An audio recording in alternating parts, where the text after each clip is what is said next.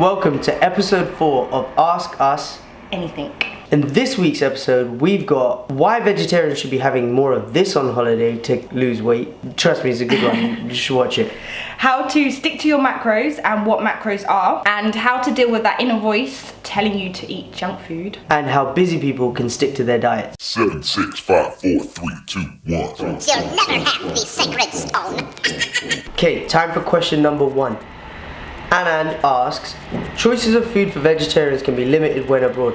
What can we do in order to stop eating pizzas, pastas and chips throughout the trip in order to stay within calories and to maximize protein? Now, when you're on holiday, if you're not weight training, your protein needs are going to be lower anyway, so that can kind of help solve that problem. The other thing is, it's going to be difficult whether you like it or not. It's going to be hard. So what I would say is pick one meal where you're going to have a bit more food to eat, because you're on holiday after all, and then on the rest of the meals try to lower the calorie intake. So for breakfast you could be having like yogurt and fruit, and then for lunch have a light salad, and then for dinner you could have a bit more of the stuff you fancy. And then that way you keep the calories down and still get to eat what you want.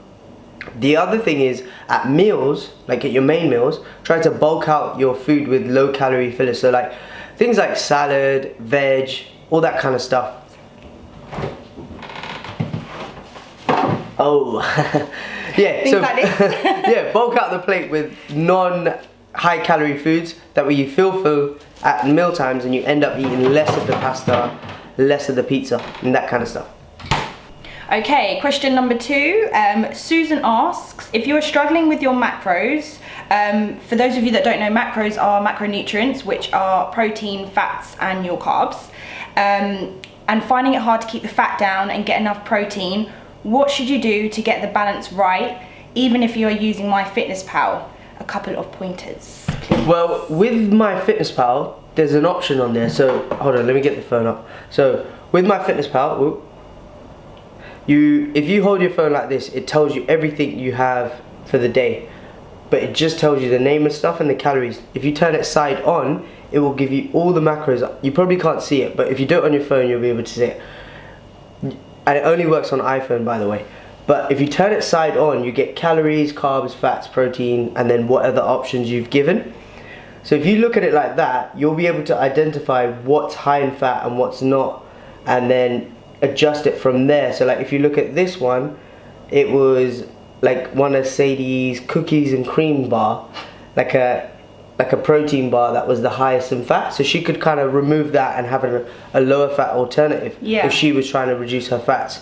So for you it could be things like say for example, if you eat a lot of salmon, swapping that for maybe whitefish, or say pork to chicken, just kind of making better choices so that your fats go a lot further in the day. Yeah, so if you're eating lots of meats that are higher in fat, switch it to leaner meats.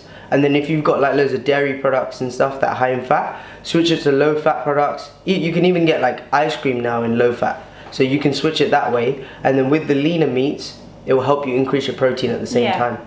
Okay, question number 3 comes from Hasmita. She asks, how do you get rid of that little voice that says, go on, eat it, you know you want to, which I do get all the time.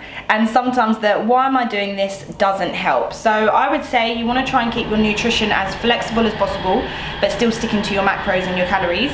And also have a lot of lower calorie alternatives that you enjoy still. So, for example. Yeah, not these. Basically, instead of having something like this, whereas like, say you had about 6 biscuits, that would be about 300 calories, having stuff like this. So this is the nicest protein bar I've ever had. It is definitely a grenade carb killer, and then like a sugar-free jelly like this. That together is about 200 calories, and that will help you crave your curvings. Now,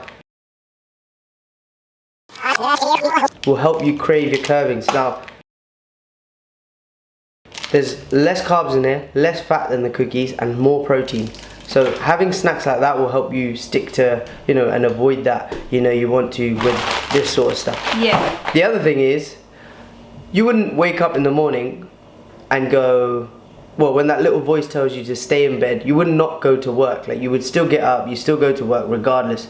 And sometimes with diets, they're gonna be a bit like that. You're gonna have days where you're craving stuff, and you just have to be hard on yourself. There's no getting out of it. Your body, you're doing something your body doesn't want to do, so you have to force yourself to do it sometimes, and that's just the way the cookie crumbles. And I think it does get easier as well. It gets easier the longer you stick to it. Yeah. Because you get into a habit of it, but you have to just be strict on yourself a little bit. Yeah. Right, final question. Shima asks, any tips on sticking to it? When I do what you tell me, it works. Shima's a member of us. Why can't I just stick to it? When I'm busy, I fall off the wagon. Now, I know how that feels, because when I'm busy with work, it's very easy for me to go and grab a takeaway or eat something I shouldn't be when I don't have time to cook a meal or have something healthy. What does help me though is having food prepared. Now, you can either do you could either prepare a meal from before and then have it ready in bulk for the week. Now, I'm not a big fan of that because I just like eating good food and not some soggy food in a Tupperware box. But, you're explaining me. But what I do like to do is have ingredients prepared for a meal. So whether it's like chopping up veg for a stir fry or even grating cheese for a sandwich, like having stuff like ready makes it very easy, because it takes like a meal time from half an hour to 15 minutes. Yeah, exactly. And it's a lot easier for you to stick to your diet that way. The other thing is, you were saying about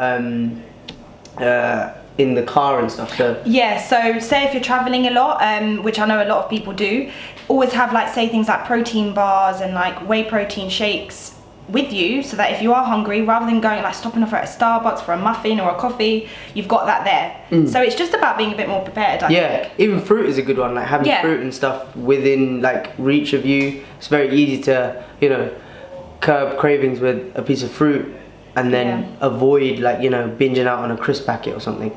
I know crisps and fruit, I know you'd rather have the crisp, but you know what I mean. Like, having a healthy alternative is going to be a lot easier for you to stick to your goals. Definitely. And that's it. Q&A over. I hope you enjoyed it. If you have any questions though, things that we didn't cover today relating to nutrition struggles, then please let us know. So anything you're struggling with food, put them in the comments below, and like this video. And share. If you enjoyed it. If you didn't, then let us know in the comments as well. See you next time. See you later.